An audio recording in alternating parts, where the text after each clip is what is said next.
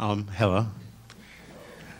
The topic for this lecture, whatever you want to call it, is improvisation in the creative process. Now, I don't know the audience here, so I don't know if they're music students here or just enthusiasts or whatever. So this is not a technical lecture or anything as far as music, even though I might touch on a few things.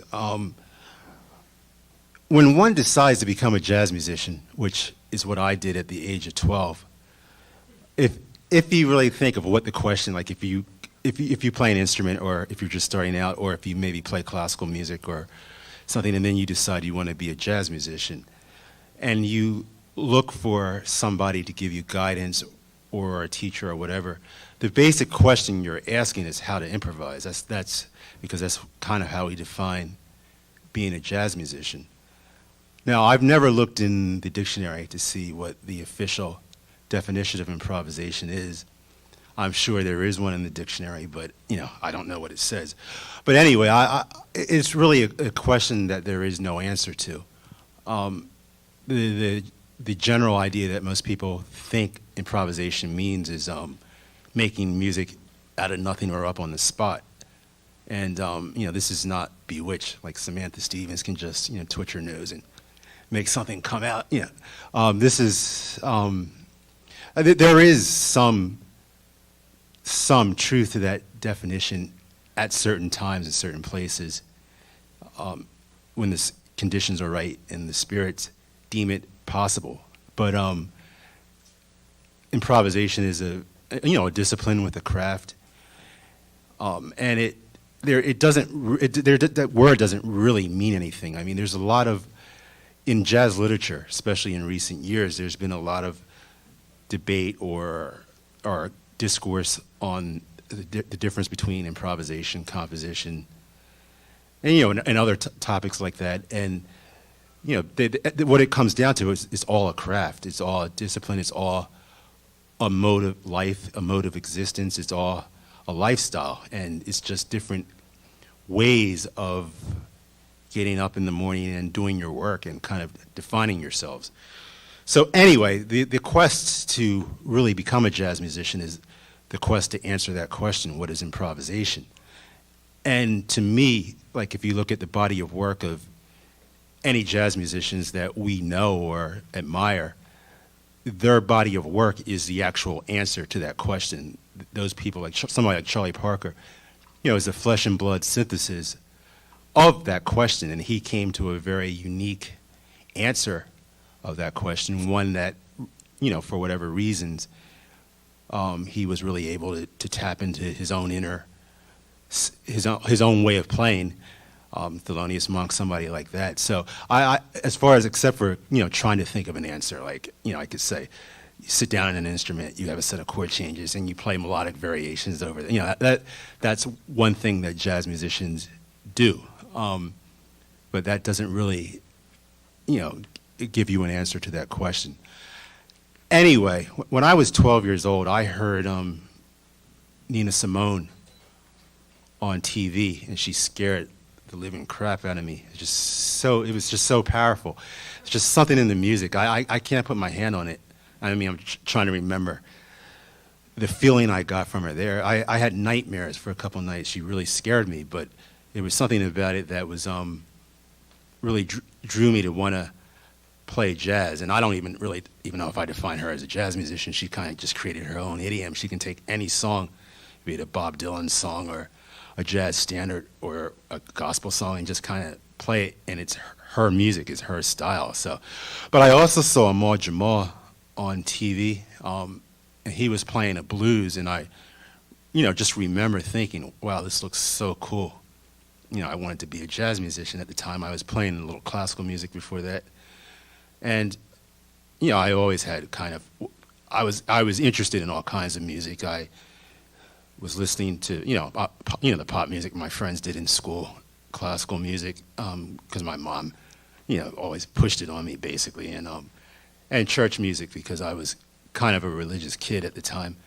And but when I heard Ahmad Jamal play, there was just something, it struck a chord in me that this is what I want to do. So the process of gathering materials as a jazz musician started in the process to find out, like, how do you improvise, which might seem like such a simple question. But if you're a musician and you don't know how to do that, it really, it's a whole, like a mystery religion.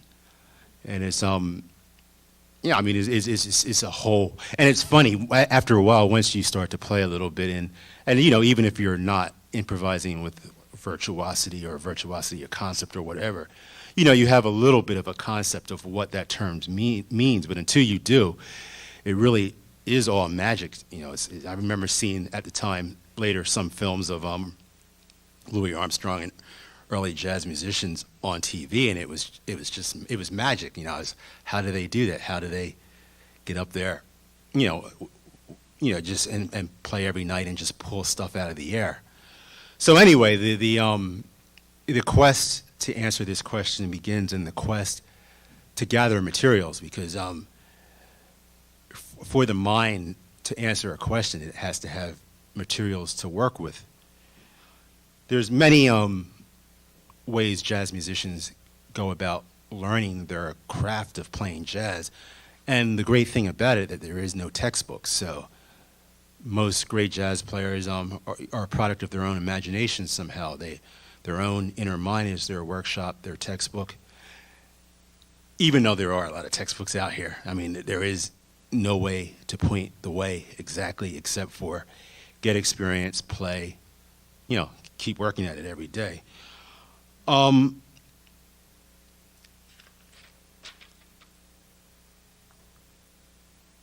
So, you know, I kind of was caught for a while in this definition of thinking, or in the way of thinking that improvisation was pulling things out of the air by magic. And it took me a long time to really kind of get a balance going in my head. I mean, as a child, actually, even before I played classical music, I thought that, like, some of the people I really admired were born, you know, able to play their instruments that way, and you know, a lot of the kind of mythology that exists around a lot of great players would lead you to believe that. But you know, I kind of then realized that sweat was just as much a part of it as anything else. Now, in jazz, even though we're, you know, jazz players as a whole, at the end of the day, had to kind of be their own college, their own teacher, their own, you know, any jazz style that's original is homemade.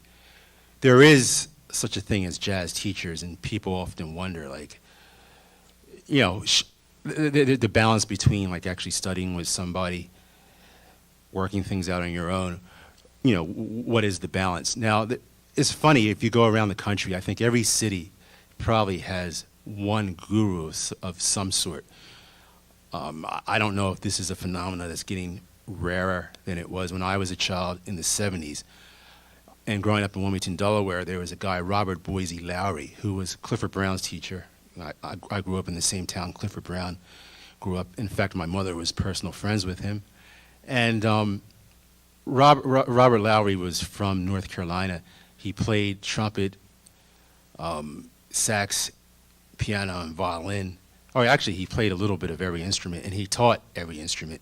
He didn't teach instrumental technique. He taught improvisational concepts, and he had his own, like, concepts. I never interviewed him or asked him how he developed his way of teaching, but he would basically take very simple chord changes, write out lines for his, you know, students to play, and then he would sit there and have you play these simple, very simple lines over and over, and he would keep telling you he's not, you know, you're not hearing them, or there's something that he's not hearing that you should be doing, and you would ask him what, he would tell you to play it over and over. I don't know if it was a scale. I don't know if he was, like, you know, if you sat there and played for the hour, he got paid for it. You know, he didn't do less work or something. But anyway, and then he would really concentrate on the rhythm. He was a bebop player, but he knew, you know, being this 1970s, that most of his students probably would not play bebop. You know, they were either going to play some form of jazz rock or some other type of commercial music, or in my case, I went into the quote free jazz world. But I mean, he still emphasized the integrity of the rhythm, whatever rhythmic basis your music is going to have. That you have to internalize that, and you have to internalize it to the point where you become that rhythmic basis, that the integrity of that rhythm, whatever type of music it is. So, therefore, in these exercises that he would write, he was really strict about how you play them rhythmically and really feeling them. And once you mastered whatever this simple exercise was, he would start adding grace notes to it, and you'd had to like attack a chord change, but maybe he would have like a grace note going into it, and it had to fall right where he thought it should be in the beat. And he would just make you do this over and over, and then he would start adding passing chords in there, and slowly making it a little more complex, and then you would just end up memorizing. Like, he would keep writing things out week after week after week, and you would eventually like accumulate a literature of his literature. Now, I don't know if this stuff just popped out of his head in a dream or what, but somehow, as a teacher, he was able to develop the facility to develop a methodology as a teacher. So I guess what I'm getting at is really interesting. If at any time you go around the country and there are supposedly great jazz teachers, and I guess the way to calibrate if they're a great jazz teacher is by looking at their students. And Robert's, Clifford Brown was one of his students, and Clifford talked about him a lot. I mean, he was a big part of his life. So, it's just very interesting how a lot of the different teachers develop their own methodology, their own way of teaching, their own way of writing a literature, their own way of getting students to internalize a set of compositional principles that are meant to never parrot the teacher, but just to give you a basis to somehow develop your own superstructure over that. When you go around and look at teachers, they usually have two types of students: the ones that worship them and in a lot of cases never grow beyond the teacher's own concepts, and ones that really internalize what the teacher has to say and has to teach, and then somehow use their own creativity to take it somewhere else completely. Now, in Wilmington, Delaware, there was this guy, Robert Boise Lowry. Wilmington is 20 minutes outside of Philadelphia. So Philadelphia having such a rich jazz history and community, I ended up hanging out in Philly and studying with a guy named Dennis Sandoli. And his students, were John Coltrane, James Moody, Art Farmer. The list goes on and on, but in all the Coltrane biographies, he's giving quite a bit of credit for Coltrane's development. So in another sense, Dennis had a very similar approach to Robert Lowry, except his lines were kind of, from the very beginning, were a lot more, how could I put it? I don't want to use the word complex, because I don't really know what, the most simple thing in the world is actually usually more complex than so-called complex things. But I guess I could say that the theoretical aspects of the way he wrote lines for his students were more so-called complex, and there were a lot more chord changes, a lot more foreign scales or symmetrical scales and things like that. And he would pile this literature on you week after week, and you would have to memorize it in 12 keys and come in and play it for him. And like, you would play it for him, and he wouldn't even, okay, next, it would be the next lesson. No matter how bad you did on it, he wanted to just keep moving. And then you would write your own exercises based on his literature. And, after a while, I realized that, wow, if you memorize all this material, you're really getting some type of substructure you're building in your own subconscious mind that really allows you to start building your own literature. And so you would have your notebook of stuff you memorized of his, and then your notebooks you were developing of stuff you were writing yourself based on his literature. And then there, in another form of extraction, you would later start abstracting from your own stuff you wrote to other ways of kind of expanding it. And if you had studied with him for years and years, I know people that have studied with him for 20 years. Rufus Harley, the jazz bagpipe player, I don't know if anybody knows him, but he started out as a tenor player, and he actually is even on a Sonny Rollins album that Sonny, I can't remember which one, Sonny had two tenor players on it. And then he saw the bagpipes being played at John Kennedy's funeral, and decided he wanted, that'd be his, I don't want to use the word gimmick, but his thing. So he mastered bagpipes, and now plays jazz bagpipes. But anyway, it was just very interesting seeing Dennis's whole approach. And Dennis never really wanted to talk. He just wanted you to keep moving forward.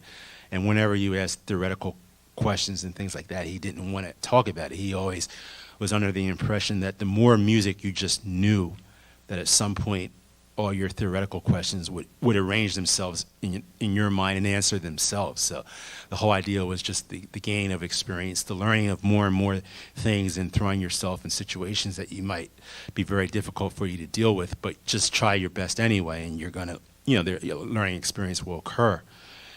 So anyway, there is a whole, so in the 70s, I know that, in the 80s probably, I don't know, because I don't go around looking for jazz teachers, but there were a lot of these people around. There's a few of them that are more noted than others because of their students. But and in fact, in my band tonight, Matt Manere, the violinist, his father is another one of these legendary teachers.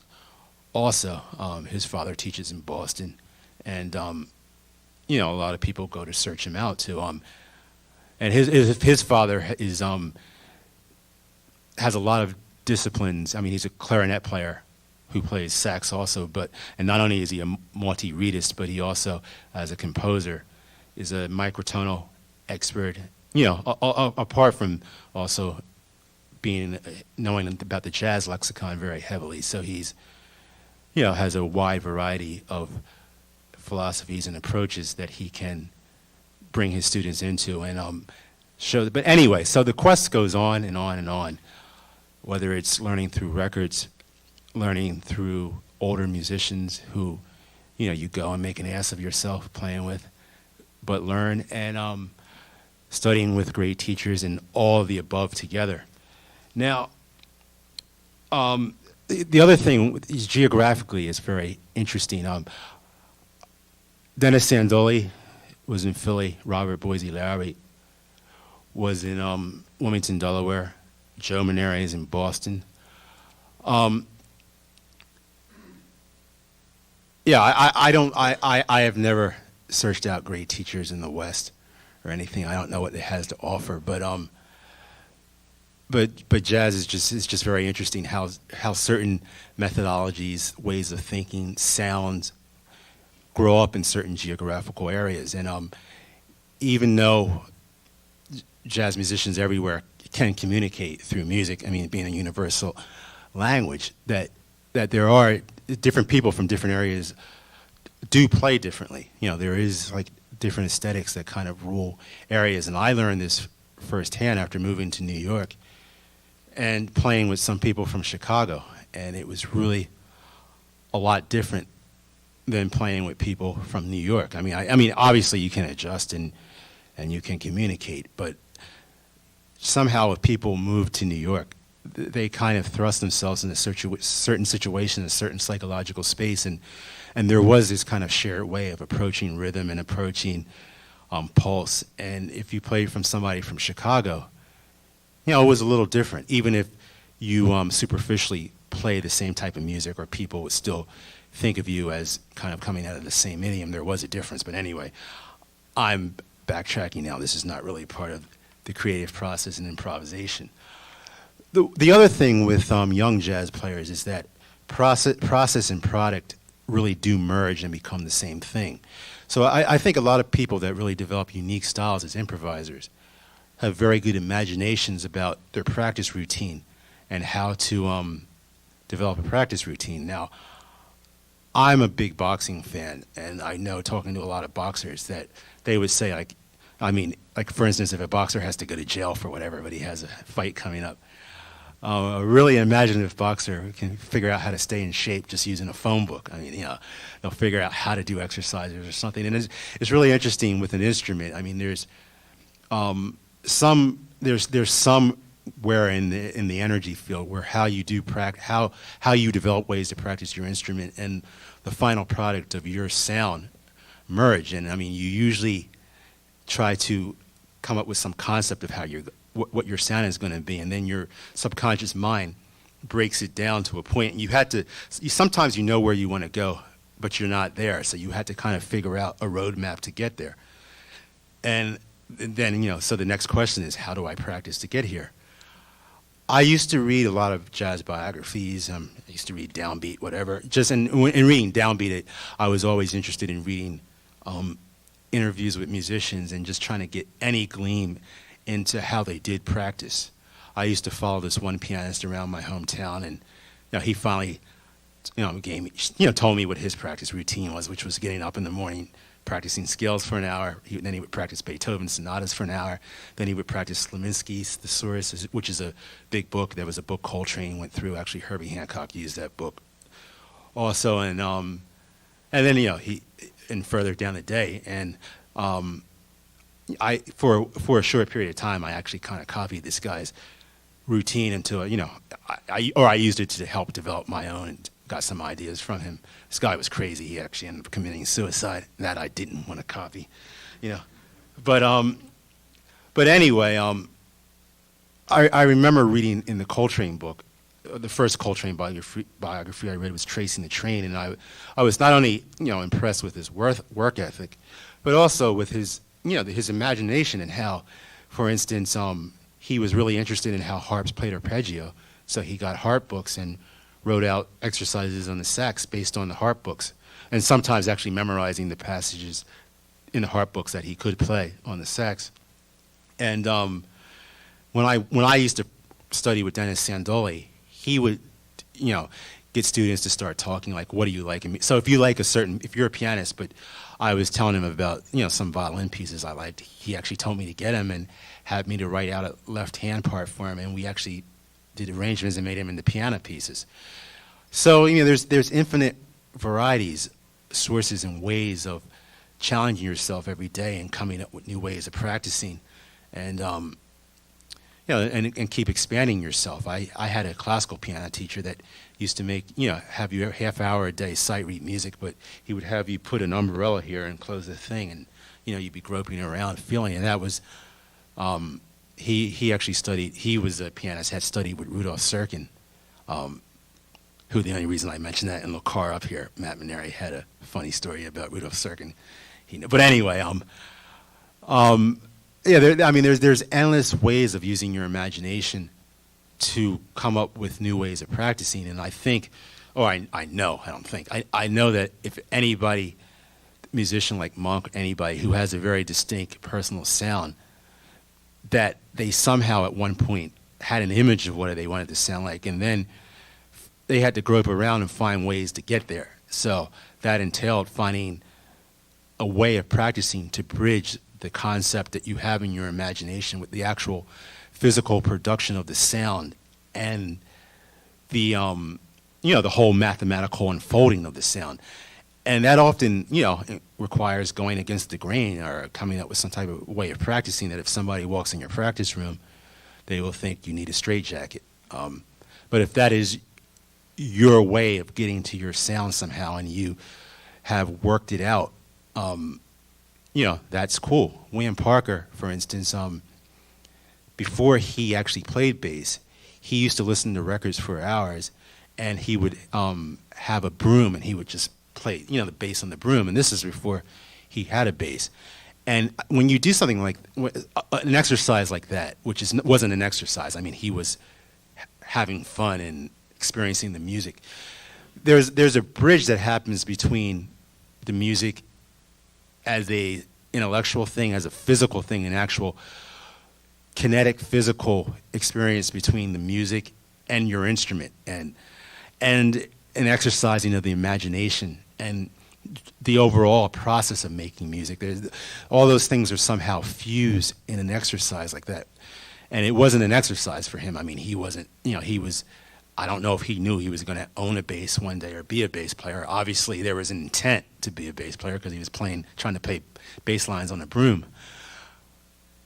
But an exercise like that, that's really stretching the imagination, and that's not practice because it's consuming. You're having fun, you're being bathed in the music, you're listening. It's a concentration focus, it's kinetic, it's physical, it's And he actually, when he did get a bass, I think he like did a gig on it. The first or second day he had a bass, and I don't even know if he really, but he threw himself in a situation and played with some people, and then the process of learning how to play with him became a thing of experience. I mean, and he also had a sense of, he had somehow in his imagination developed a sense of what he wanted. He knew kind of what he wanted to sound like and where he wanted to go. That's not the case with a lot of people when they first started, but that's cool also, because a lot of times it takes getting a lot of material in your mind, and or sometimes you don't, the intent of a personal sound is not even there at first. You just want to play, you just want to play, and then at a later date, somehow you realize you really want to develop your own sound, and you want to go in this direction. And at that point where the intent is so strong that the subconscious mind starts sending, ordering your material that you have ingested. I look at this as food. If you're a bodybuilder, you eat the right foods, you exercise, and you have a plan to build muscle mass. So it's the same thing, that if you do this, you want to play in your way. And when Monk used to sit around and listen to records 8 or 10 hours at a time sometimes, just sit in a chair and listen to records. And obviously, if you can sit in a chair and listen to records for 8 or 10 hours, there's an unbelievable focus and concentration going on. But he also must have had some filter. I mean, you're taking in information, and that you want it to process in your own mind. But when you don't want to get on the bandstand and spit out what you study, you're not going to get up and practice the exercises that you practice in the practice room. So, I mean, there has to be some intent to take the material in and to have it somehow, that some process occurs in your mind when you take it in, and then when it comes out, it's made over in your image. And that really partially is a part of intent, a part of the intent being so strong that you find a way to make sure that the material is fractured when it comes out.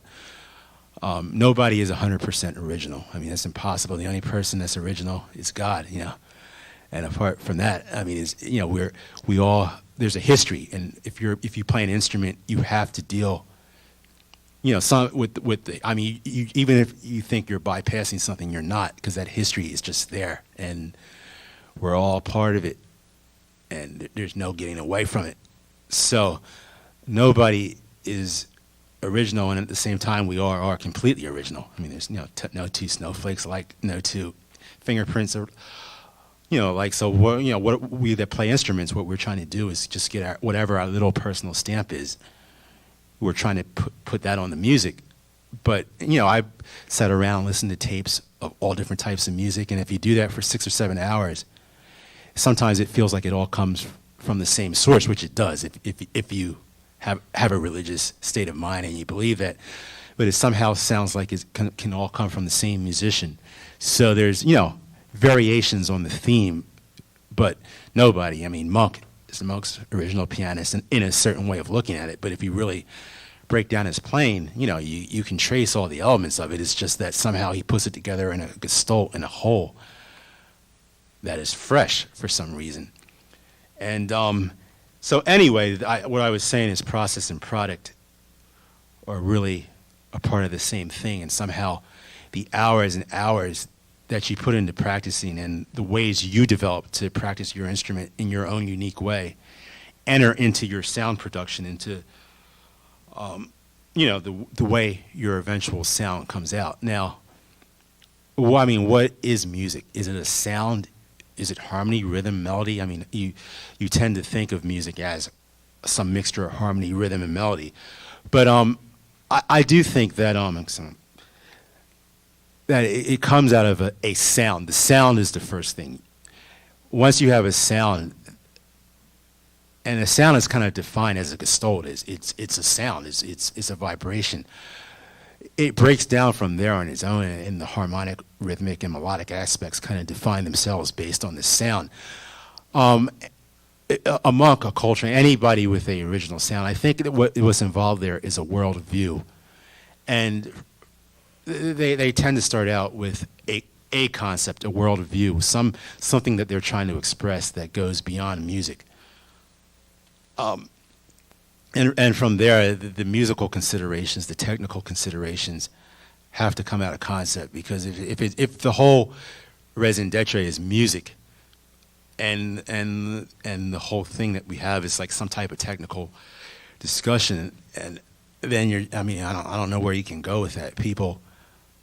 There's a big difference in the conversation between people that listen to music as listeners and music students. And you can tend to hear music students sometimes scratching their head, wondering why music fans like a certain musician. In their mind, they don't play their arpeggios right or whatever. But people don't listen to music for technical reasons. They listen to music to get moved. And what moves them? Something in the language of a musician that they can relate to, a worldview, a language that a certain musician speaks.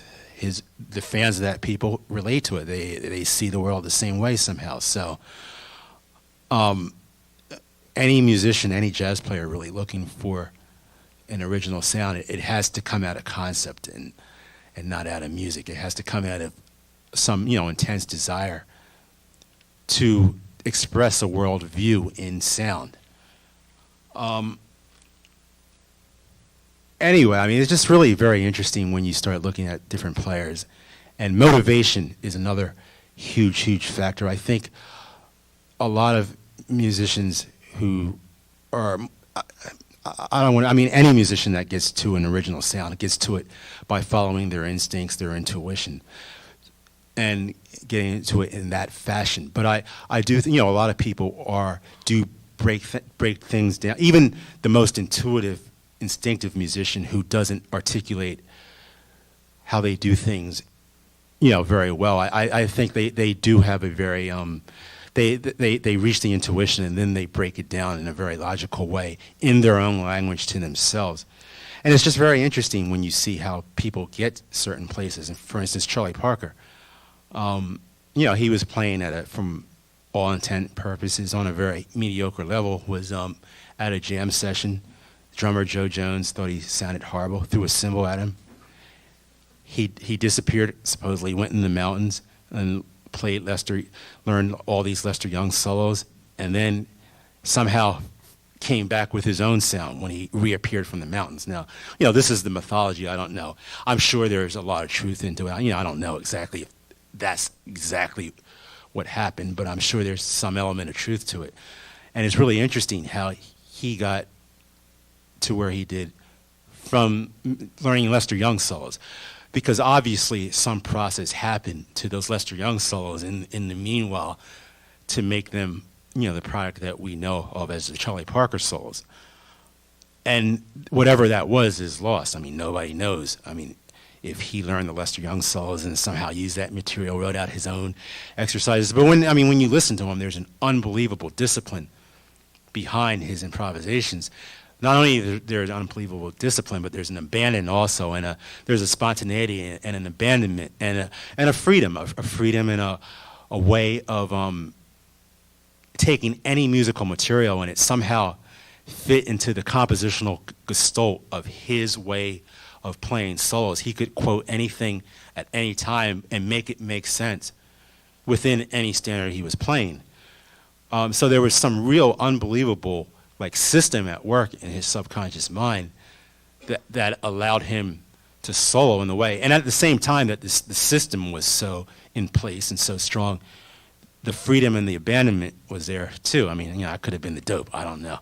But it's just really a marvel when you look at both the freedom and the discipline involved in that. And when you look at different figures in jazz history, they all have a very different and unique approach to the same thing, to the same way. You're getting up on stage and playing, so it's, the same basic function that they're doing. But even if you look within, quote, bebop, somebody like Sonny Rollins, there's a whole different process going on when he plays in different than Charlie Parker. And he has some of the same talent that I actually described with Parker is at play in Sonny Rollins, where he could quote anything at any time in the middle of whatever solo he was working in, it would work. There's a strong system a strong discipline and an abandonment and an ability or freedom of unbelievable proportions. So it's actually the same words to describe it, but the actual product and the actual is completely different. When you look at Monk, you're looking at somebody who really bridged the gap between his compositional and the dichotomy between composition and improvisation. I'm not going to deal with that, but I'm just saying for the purposes of Monk's musical universe, he wrote tunes that were not only very peculiar to his style of playing, but they really put his stamp on it, and they were kind of a maze of sorts that like a bebop player couldn't just come in and run the changes. I mean, you had to really deal with the compositional language that was before you in those tunes. And his way of soloing and playing were, a direct line. There was no real separating them from his tunes. They were one and the same. And really bridged that gap in that whole way of seeing the dichotomy between improvisation and composition within his own poetic universe. And, it's a whole different application of what it means to be a jazz improviser or composer than the universe that Charlie Parker worked out, or that Sonny Rollins worked out, or that later Ornette Coleman worked out. I mean, it's just very interesting about how all these people within the lexicon of jazz really developed their own universe and their own ways of playing and being. Which gets to the next thing. And to me, even though I said you can't define improvisation, to me it really is a mode of being. It's a lifestyle.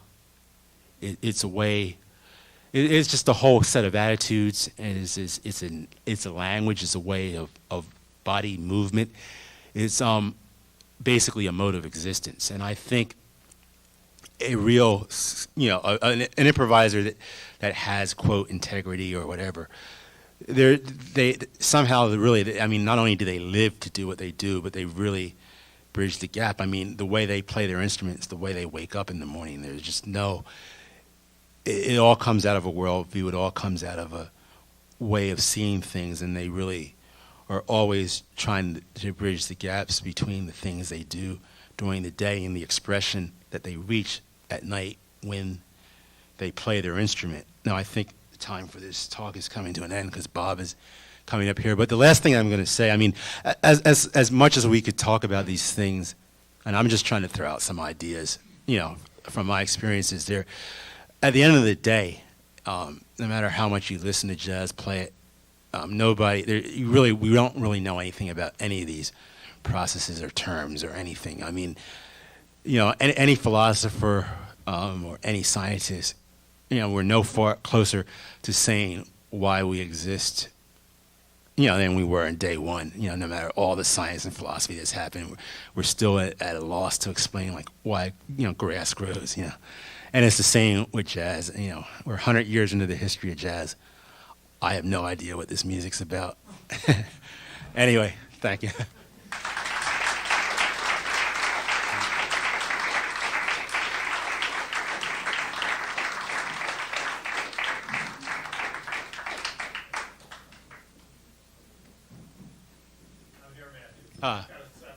Okay.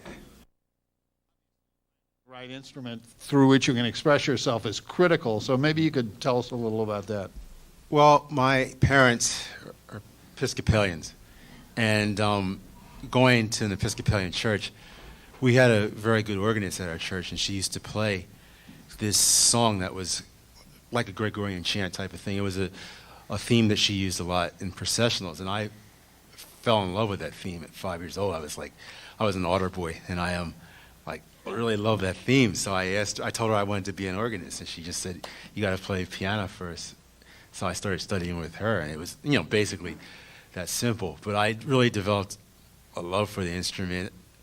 And I also early on became a big fan of Liberace. I used to see him with all the rings. This is on TV, right? Right, yeah. Watching. Yeah, especially when he would come on the Merv Griffin show. Merv would get all excited when Liberace was there, and play and throw his hands up and have the rings, and all the women and the old women would faint. But so no, I mean, became a big, and from there I just really got into classical music and reading these little books they have for kids on the composers and stuff. So that, and by then I was already hooked. So that's how I mean, did you know that piano playing was going to be your life at a certain point? Yeah, I mean, I was actually more interested in sports, but as far as like the fact that I did like music and I had started to study the instrument, I knew if I had kept up with music, that I knew I'd found my instrument. Yeah. Okay. You mentioned sports, and boxing has come up on a couple of occasions this afternoon. And I wondered, because just seeing you perform, it's a very physical experience, as well as an intellectual and emotional experience. Do you prepare, is there a physical regimen you go through, like a practice regimen on the instrument? Well, yeah, I mean, I've practiced piano my whole life. but I mean, just, I mean, do you box? Do you? No. You know, but what's interesting about it is, like, for instance, I mean, we are free jazz players, supposedly, you know, the way they define it. So, I'm really, and I hate to do this, but I'm going to actually, for the sake of the question, I'm going to separate the physical part of playing the music from the actual music. So, in playing it, I mean, for instance, you know, you grow up, you go to many jam sessions. You know, there was one time in my life where I used to, on Saturdays, I would have rehearsals with a choir in the morning, then go to a lesson. I would, you know, get up and practice, then go have rehearsal with a gospel choir at my grandmother's church that I sometimes play for. Then I would go to my jazz lesson. Then I would come home, practice a little more, then go to my classical lesson, then come home and practice some more, and then do a jam session. And so that meant from 8 in the morning to 10 at night, you're physically playing the instrument, and in different settings of different types of music and things. So as far as physicality, yeah, you're developing different muscles and different things to do different things. But actually, once you really concentrate on an idiom, there are certain ways of playing that music, and you actually, interestingly enough, develop those muscles, you know, as opposed to like if you were playing another type of music and there's a different type of physicality to it. Yeah, I remember as a kid watching on the Wire Sports, they had things with different athletes doing different sports. It was, you know, they got him Joe. You know, a boxer is, to be a boxer is devastating physically. I mean, the condition you had to be in. But like if they're doing something in a situation like Wire Sports or triathlon, and it's different sports. You know, I remember seeing Joe Frazier swim and getting out of the pool, and he could hardly breathe. He was so tired. And here's a guy who's in. You know, so I mean, it's like a different set of muscles he's using, and it's just funny. A friend of mine who, not only does he play this type of music, he's going to be in the bandstand tonight. But he was actually talking about once how somebody else did a gig, and you know, this other person is a very well-known, straight-ahead jazz bass player, but he played in a situation that he's not used to, and his muscles actually started cramping up within a couple minutes, you know. So, I mean, just by really being focused in a certain way and doing it a lot, and if you're, you know, and you do things where you rehearse all day, and over a period of time, I mean, you develop those set of physical attributes to do that. Now, I really hate talking about music and dividing it up between physicality and that, but, you know, to answer that question. I was fascinated in the film to see you live on the block where Slugs is, because I'm significantly older than Matthew. But when I was in college, do you know how old I am? Well, you're around the age of 40, I would guess. 42. Right? Okay. I would go down to New York, and while I was not there the night Lee Morgan was shot, I heard people like Elvin Jones and Yusef Lateef and Jackie McLean at Slugs, and it is kind of a legendary place. And I wondered if you. It almost seems like you went looking to live in that environment when you came to New York. Definitely. I mean, the Lower East Side has such a rich history. There's in jazz, and it's a real continuum of the spirit, essence, jazz essence of that neighborhood. You know, everybody has lived there. There on 10th Street, there's a house where Charlie Parker used to live with, and a woman named Judy Sneed owns and lives in that house now. When I first moved to New York, there was a period where I was without a place to live, and she let me move in there. So I mean, I lived in Charlie Parker's house for you know. And Charles, there's a film in Mingus where you see him shooting the rifle. Right. Well, that actual place is now a bar that I used to hang out with, you know, in Sophie's, you know. So it's just such a rich history in that neighborhood, and the spirit of it all is there. So when I moved there, I mean, I moved to New York in 1984. You know, a lot of great things had gone on in the 60s and 70s in that neighborhood. I mean, Cecil lived in that neighborhood at one time. Everybody at some point went through that neighborhood. Son Rob was doing his residency at Slugs, even though, you know, I think he pretty much had the house in Germantown all the time. I think he might have lived in New York for, but he'd always had. No, I think he'd already moved from New York to Philly, but right, but he was coming back, right? Okay, but that bar is right across the street from my house, and it was actually renamed Delia's a couple years ago, and it's since changed ownership again. There's another name. My wife's name is Delia, so I was also hoping there was no symmetry between like Lee Morgan's wife shooting him and her shooting me.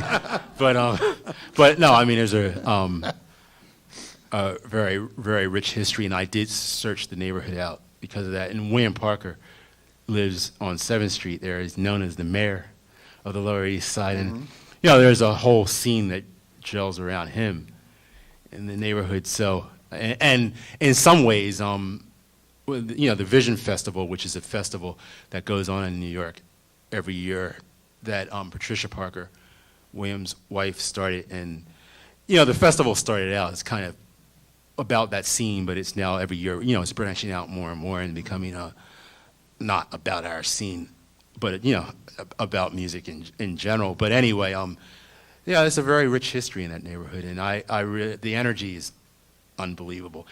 Another thing about it is that it reaches beyond jazz.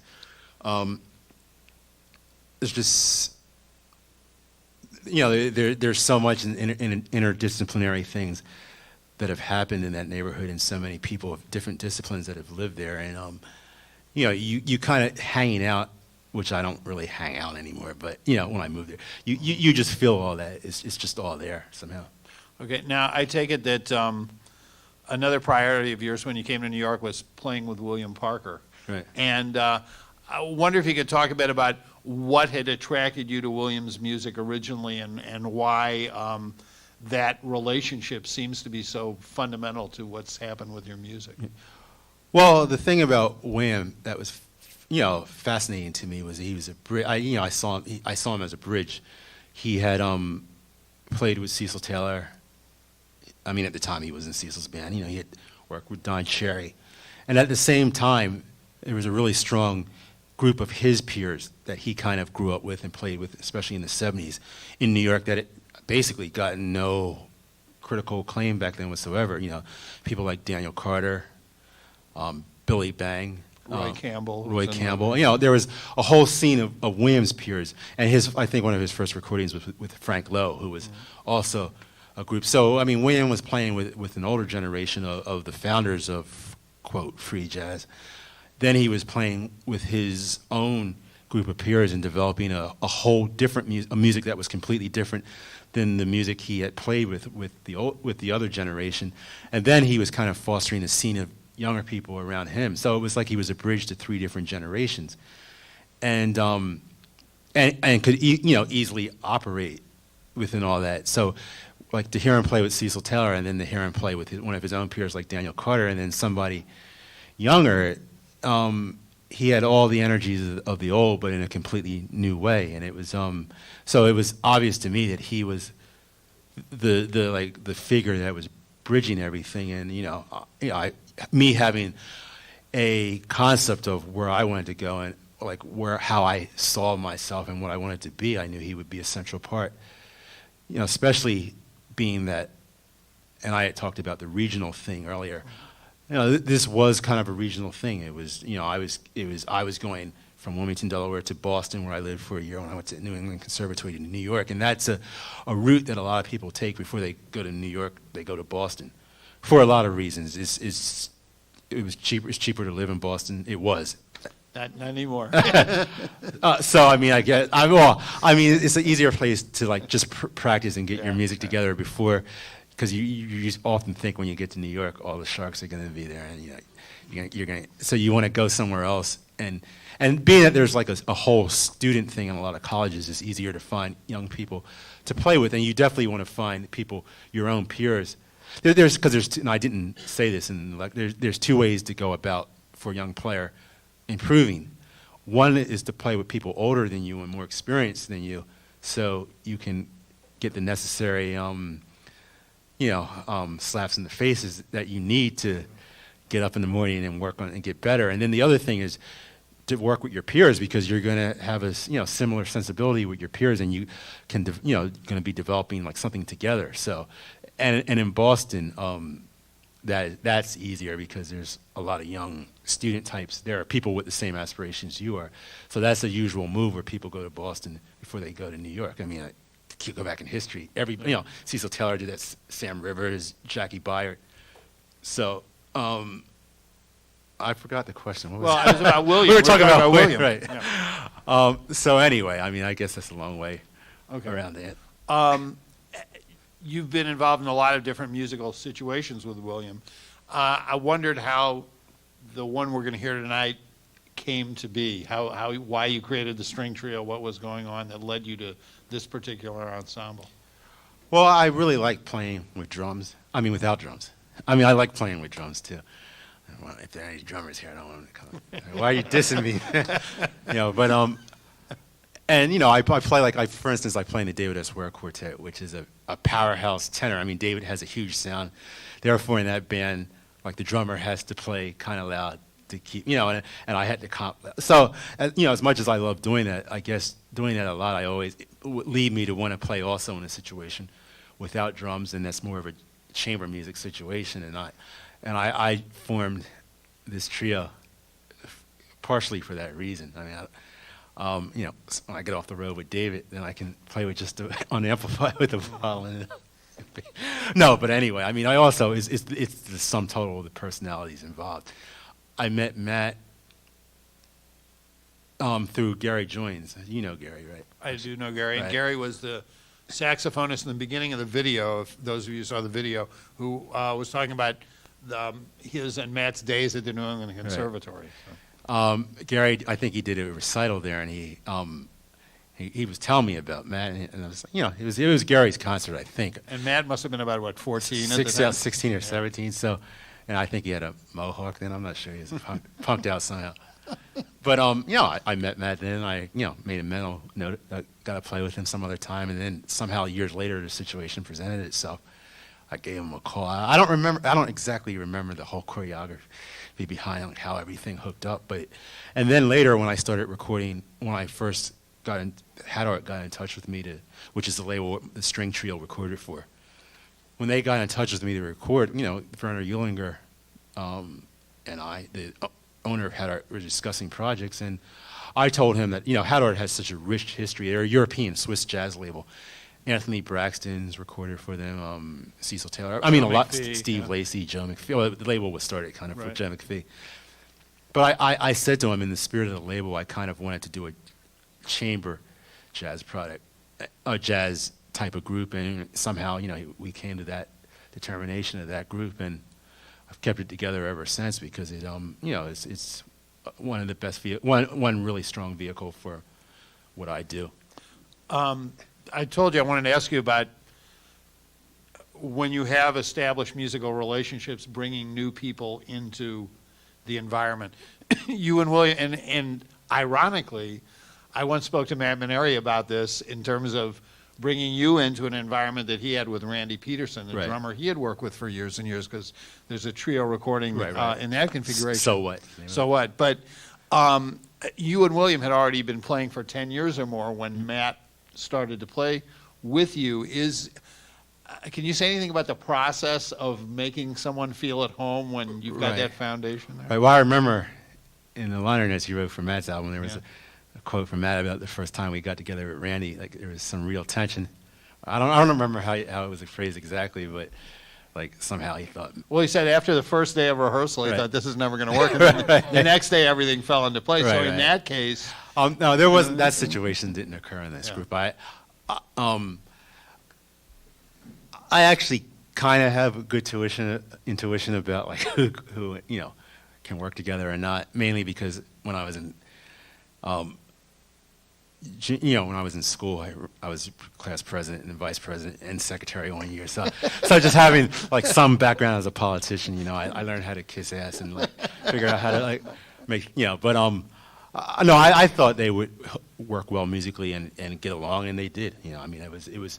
But I mean, it's really interesting that you mentioned that, because if you really, if any of you search or know anything about Matt's world and the groups he has with his father and Randy Peterson, it is the aesthetic is a lot different than like the way Wham and I play and do things together.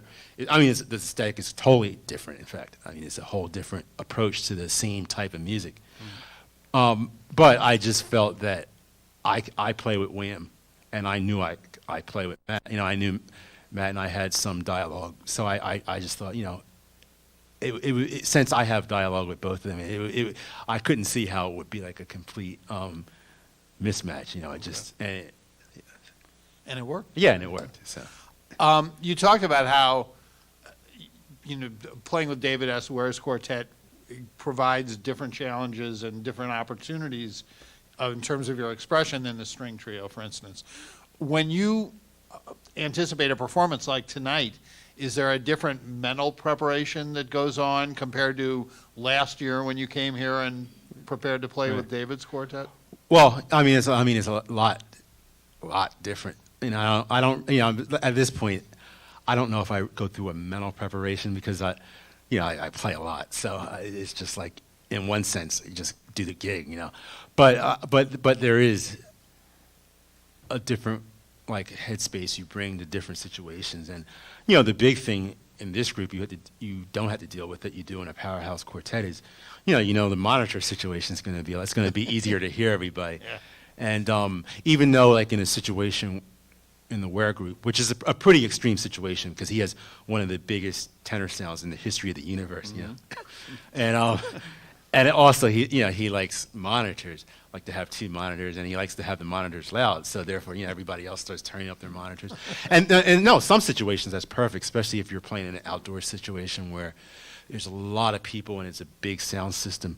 That can be, and it can be really like a transcendental, powerful situation, and it can really transfer to that. But if you're playing a small club that's intimate, the sound can sometimes be great in the audience, but on stage, it can be difficult. And over the years, and having played with that group so long, I've developed, I've developed strategies to deal with it, even when it's really difficult. Survival strategies, developed on stage.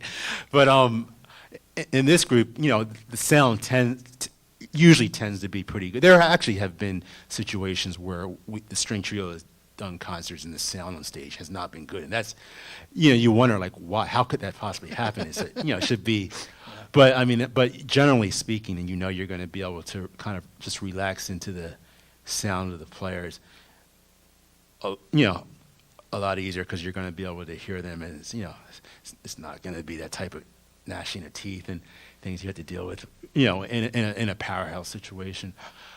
But other than that, you're dealing with different personalities, so that makes every gig a little different, because the personalities in the environment definitely does enter into the equation. And I enjoy playing with all the people in the David Ware Quartet too. I mean, it's just different, Okay.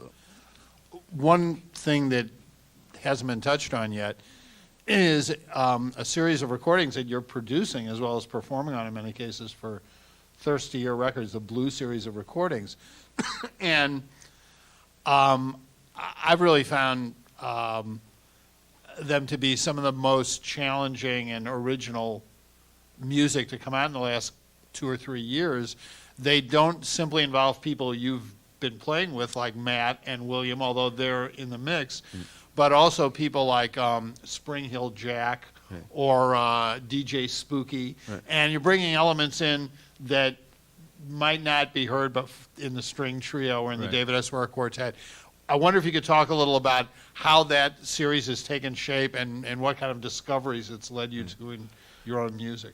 Originally, when I was recording for Thirstier, and I did a duet album with William DNA, and I had put out a press release. I was retiring, not making any more recordings. And I mean, I have, like, at the time, like 18 or 19 albums out as a leader. So in like a 11-year period at that time. So I'd been on this really accelerated. I mean, when I moved to New York in '84, I couldn't get anybody to record me from '84 to '90, and then starting 1990, like I had all these opportunities to record. So I was really feeling kind of that it was too much. So I wanted to just keep playing and developing music, and maybe like start recording 5, 6, 7 years down the line. So I put out this press release, and then thirstier. Peter Gordon, who owns thirstier, decided he wanted to start a jazz part of the label. The label was an eclectic label, mainly an alternative rock label, but they've done a whole host of projects from spoken word and comedy, even to DNA was the first actual jazz record they did. So he decided he wanted to start a jazz label, and not being a jazz person, he knew I had a circle of friends like Wham, Matt, and others to draw on as people to record for the label. So he asked me to be the artistic director of the Blues series, which is what we randomly decided to call it, because it's the jazz part of thirstier. There's thirstier, and then there's the Blues series.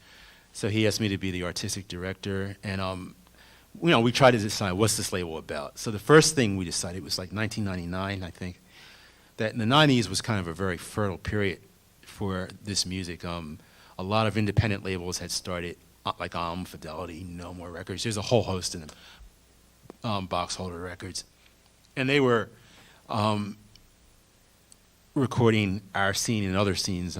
Scene in Chicago had its own label that kind of developed and was really recording that scene. And there was a lot of records put out in the '90s, and I mean, the poet never really caught. There was kind of a very exciting scene because a lot of people in the punk rock and alternative rock world were into free jazz, like Thurston Moore from Sonic Youth, and Henry Rollins, who ended up producing a couple albums of mine on the label of his. So you had that crossover where alternative rock people were producing free jazz albums. And, the '90s was kind of a very exciting period. So we're getting to the end of the '90s, and we're starting this label, and we're like, wow, there was a lot of things done in the '90s. How are we going to distinguish ourselves, and what are we going to do? So we came up with this philosophy that what we wanted to do was not unlike what ECM did in the '70s. Now, I don't know, some of you might be big ECM fans. I like some of the music on the label, some of it I don't, But ECM has a very specific sound now, and we all who listen to jazz know what that is. I mean, at one time in the '70s, ECM was doing some really cutting-edge albums. They were, and basically how I guess I would define it is they were taking very modern players, and I'm using the word modern as opposed to avant-garde, finding lyrical aspects of their language and then having them kind of develop their albums around that base. Marion Brown was one of the first ECM albums. Dave Holland did some spectacular albums on ECM.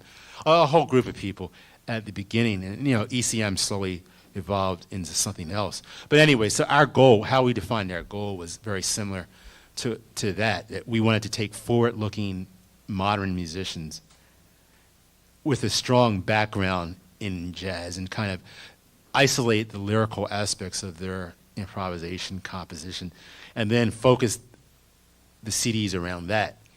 We also tried to come up with a concept, except for just throwing a bunch of musicians in a room and turning on the tape recorder. We tried to get a concept for a recording, a leader, then a concept, and then get a group of sidemen that we thought could deliver that concept. The first group of recordings were all acoustic jazz. Spring Hill Jack was a drum and bass duo from England who were, innovators in kind of modern drum and bass thing. And they actually they got dropped from Island Records. They had a hit with that they produced for Massive Attack. And then they got dropped from Island Records and somehow started recording for Thirstier, just in the rock part of the label.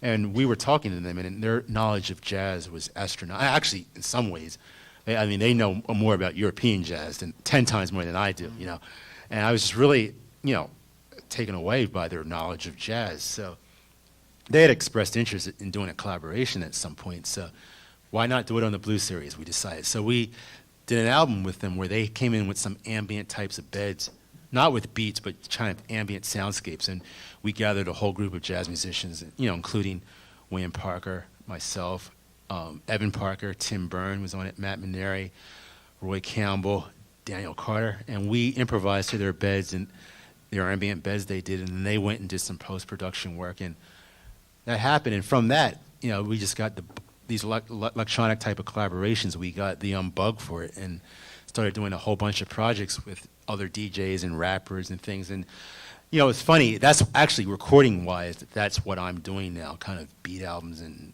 things with hip-hop things. And it's kind of a schizophrenic existence because I'm doing like my jazz groups live recording these days. I'm doing mainly those type of projects. And to me, it's all music. I mean, I'm not dividing them, but on another level, they are different things. So the Blues series now is not defined by electronica jazz collaboration. It just happens to be a lot of what we're doing right now. I mean, later this month, we're releasing an album by Wham called Scrapbook, which is a trio with Billy Bang and Hamid Drake. So we're still doing acoustic, jazz projects. And in a year's time, I don't know where I'll be. I could just be doing solo piano, trying to do my Keith Jarrett thing, I don't know.